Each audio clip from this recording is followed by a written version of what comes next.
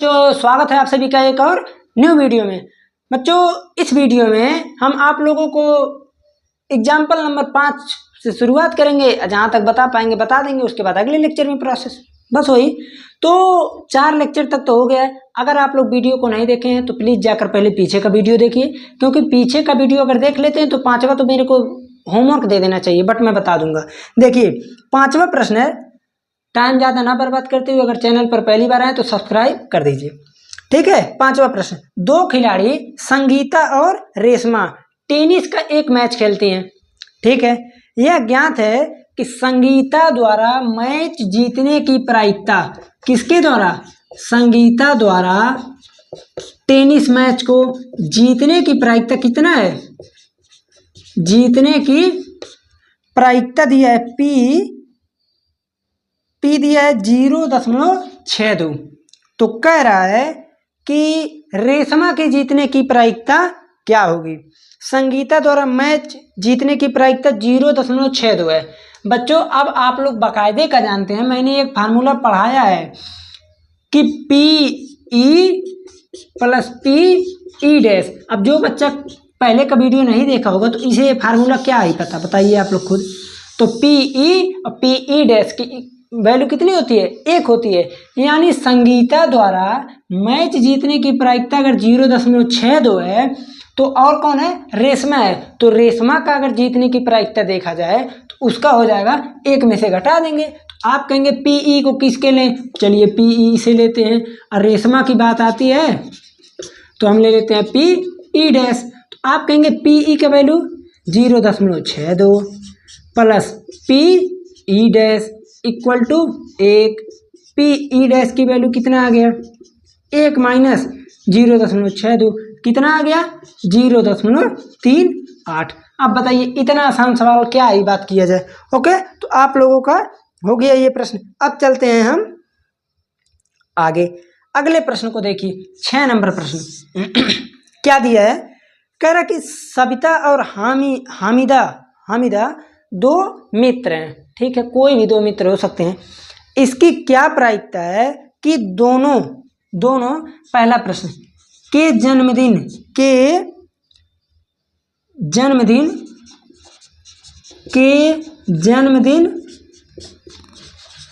भिन्न हो, ठीक है। ये तो पहला प्रश्न हो गया। उसके बाद दूसरा प्रश्न इसमें क्या कह रहा है कि ये तो हो गया एक ही दिन का, के जन्मदिन भिन्न हो। और दूसरा कह रहा है का जन्मदिन एक ही हो, का जन्मदिन एक ही हो। तो बच्चों आप लोग इसे सॉल्व करने का कोशिश कीजिए। मैं पहले ये देख लेता हूँ ये दिख रहा है या नहीं। दिख तो रहा है बच्चों। तो देखिए यही आप लोगों का प्रश्न था। उसके बाद क्या कह रहा है कि लीप का वर्ष को छोड़ते हुए, यानी लीप का वर्ष यानी एक दिन जो एक्स्ट्रा हो जाता है उस लीप वर्ष को क्या करना, हमको नेगलेक्ट कर देना है, यानी छोड़ देना है। नहीं तो अगर नहीं छोड़ेंगे तो क्या हो जाएगा? आंसर आप लोगों का उल्टा आ जाएगा। ओके, अब कह रहा है कि जन्मदिन भिन्न हो। तो आप एक चीज बताइए, अगर जन्मदिन भिन्न होगा तो क्या चीज होगा? आप कहेंगे कि अगर जन्मदिन मान लीजिए भिन्न हो रहा है तो पहला प्रश्न कह रहा है कि जन्मदिन भिन्न हो। अगर भिन्न है तो यानी 365 दिन में किसी एक दिन को हम क्या करेंगे? घटा देंगे। क्यों घटाएंगे? भिन्न है, दोनों में से किसी एक का ही निकालना है। 1 सेकेंड। सविता और हामिदा 2 मित्र हैं। इसकी क्या प्रायिकता है कि दोनों का जन्मदिन भिन्न हो। तो आप लोग ये बताइए, अगर भिन्न है तो अनुकूल परिणाम कितना आएगा? पहले समझिएगा, ध्यान से समझिएगा, नहीं तो तुरंत गलत हो जाएगा। आप कहेंगे भिन्न है तो किसी एक दिन उसका पड़ा, कौन महीना में एक दिन उसका पड़ सकता है, अलग अलग पड़ेगा। तो अगर अलग अलग पड़ रहा है, भिन्न पड़ रहा है, तो यानी मैं उसमें से किसको घटाऊंगा? एक को घटाऊंगा।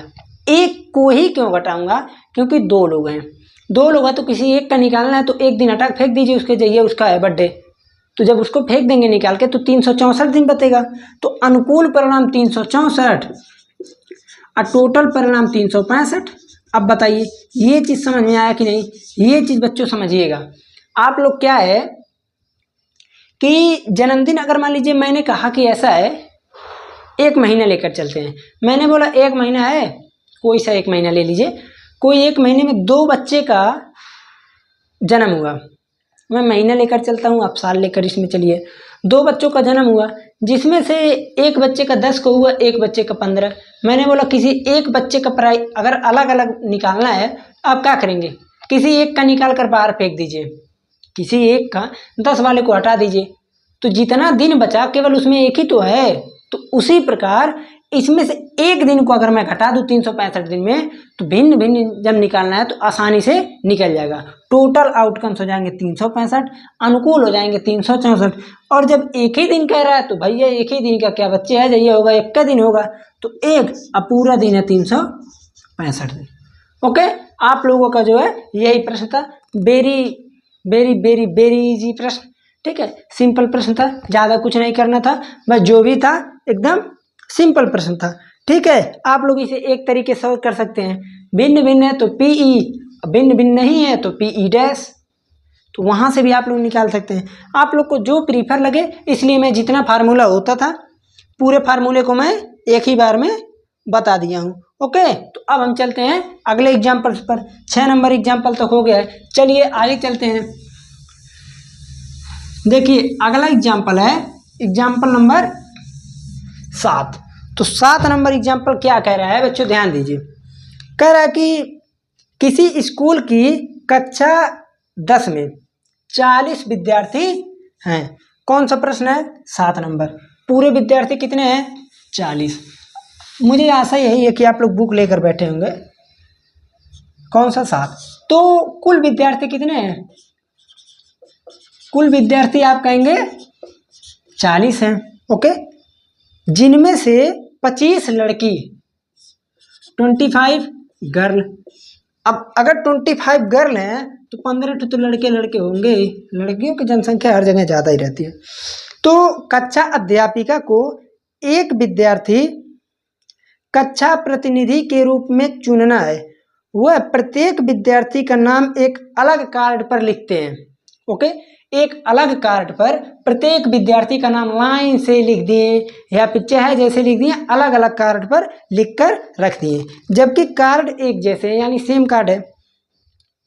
फिर वह इन कार्डों को एक थैले में रखकर अच्छी तरह से हिला देती हैं। इसके बाद वह थैले में से एक कार्ड निकालती हैं। इसकी क्या प्रायिकता है कि कार्ड पर लिखा हुआ नाम, पहला प्रश्न, एक कहाँ गए भाई, लड़की का हो। अब ये प्रश्न अगर हमको बताना पड़े तो समझ लीजिए आप लोग पढ़ ही नहीं रहे हैं। एक लड़का हो, आप लोग कहेंगे ऐसा क्यों लड़की का हो? क्योंकि मैं अभी सेम प्रश्न एग्जाम्पल नंबर 2 को कराया था। आप कहेंगे कैसे? बॉल था, इसमें काट रखा है। आप कहेंगे लड़की का होने के लिए क्या हो सकता है?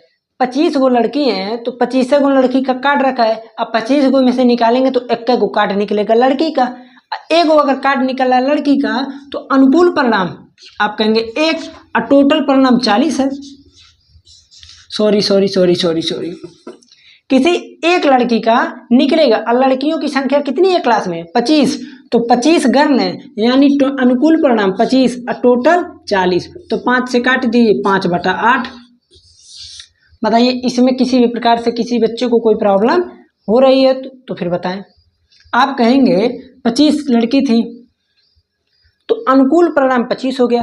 25 लड़की में से किसी को बना सकती हैं, जो भी बनाना है क्लास प्रतिनिधि के लिए। और बॉय को आइए, एक लड़का का हो तो लड़का भैया सिंपली 15 और 40, 3/8। ठीक है, इसमें हमें ज़्यादा बताने की कोई भी आवश्यकता ही नहीं था। ओके, 7 नंबर प्रश्न को आप लोग देखिए, तब तक मैं इसे नीचे का मिटा के आपको देता हूँ 8 नंबर प्रश्न।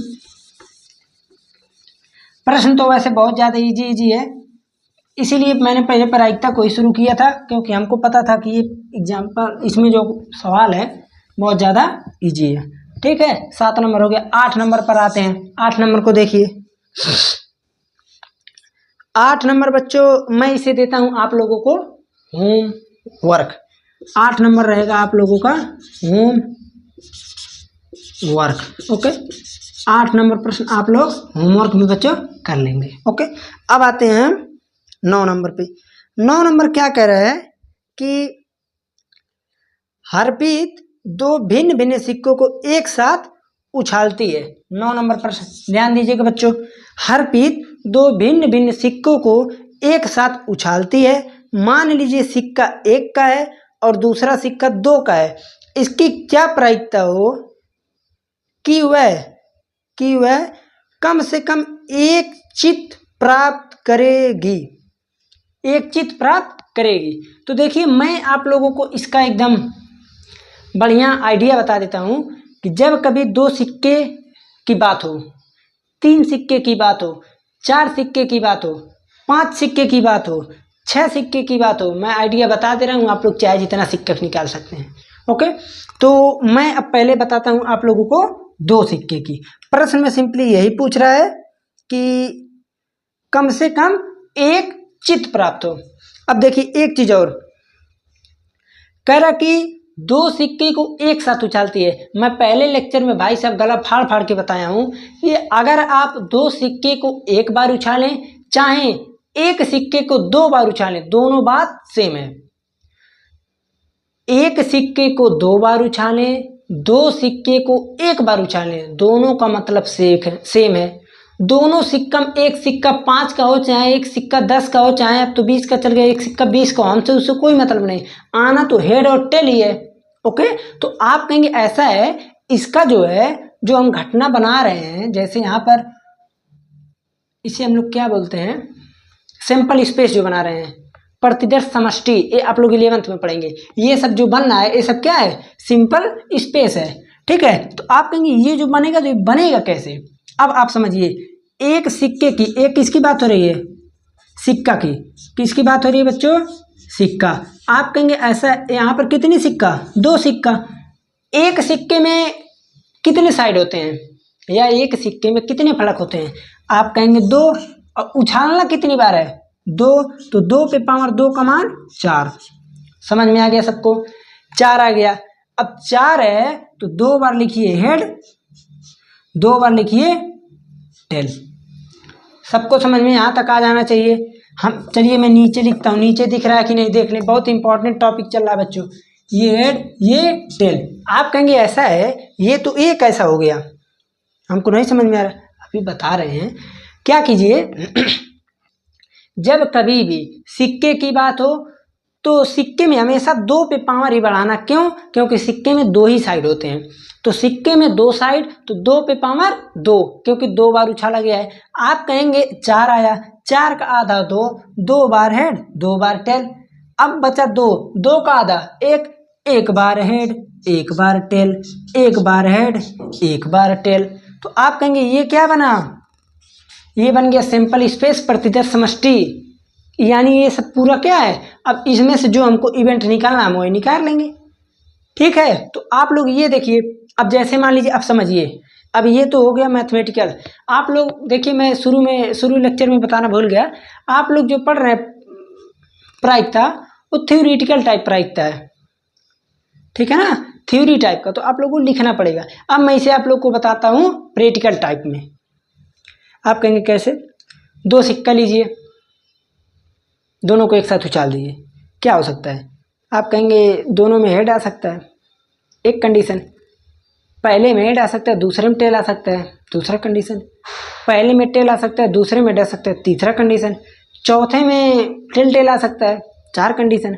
मैं बोला अरे भाई क्या बात है, आप तो बता दिए।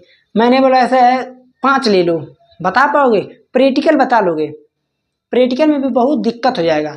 लेकिन अगर ये ट्रिक निकाल रहे हो तो ये ट्रिक तुम लोग आसानी से इससे कर सकते हो। 2 सिक्का है तो 2 पे पावर 2, आधा करते चले जाओ, 2 बार हेड 2 बार टेल, 2 का आधा 1 बार हेड 1 बार टेल, 1 बार हेड 1 बार टेल। अब क्वेश्चन पे आइए, क्वेश्चन बोल रहा है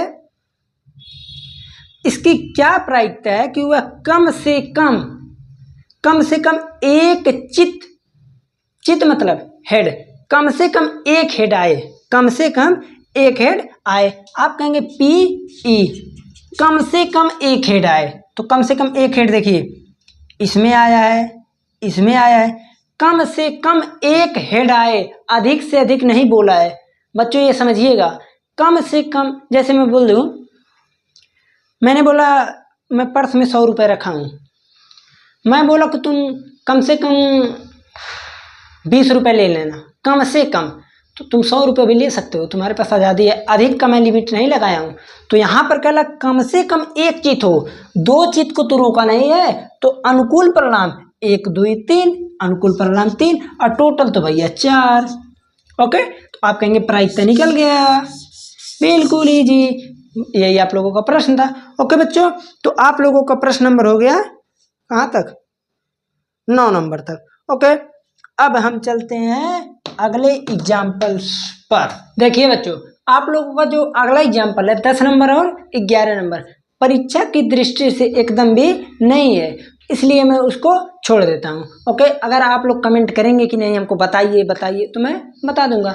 सिंपल है, आसान भी है, लेकिन वो उसमें थोड़ा दूरी को ले लिया है। जैसे आप लोग प्रायिकता पढ़ रहे हैं ना, अनुकूल परिणाम, उसमें दूरी लिया है, क्षेत्रफल लिया है, इसलिए वो परीक्षा की दृष्टि से नहीं है। उसके बाद हम मिलते हैं अगले लेक्चर में एग्जाम्पल नंबर 12 और 13 के साथ। उसमें केवल 2 ही एग्जाम्पल्स को ही बताया जाएगा।